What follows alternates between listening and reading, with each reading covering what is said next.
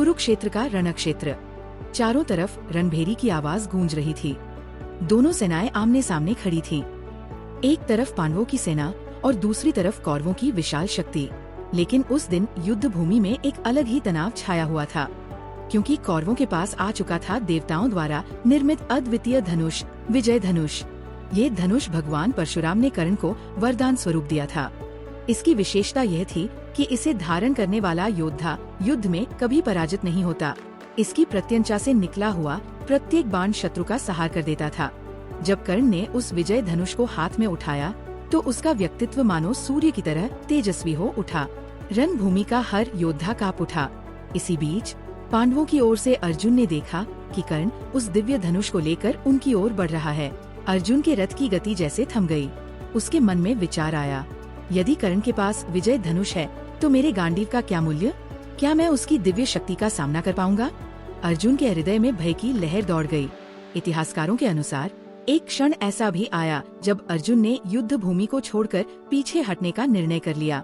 वह श्री कृष्ण से बोला, माधव, ये धनुष तो अपराजेय है, इससे टकराना मृत्यु को बुलाना है। मुझे लगता है अब यहाँ से लौट जाना ही ठीक होगा। ये सुनकर श्री कृष्ण के मुख पर मंद मुस्कान आई। उन्होंने अर्जुन से कहा, पार्थ, याद रखो, शस्त्र का तेज केवल उतना ही है जितना उसे धारण करने वाले योद्धा का। विजय धनुष अपराजेय है, परंतु कर्ण की आत्मा संदेह और शापों से बंधी हुई है। यदि तुम्हारा हृदय डगमगाएगा तो तुम बिना लड़े ही हार जाओगे, लेकिन यदि तुम दृढ़ संकल्प कर लो तो ये धनुष भी तुम्हें परास्त नहीं कर पाएगा।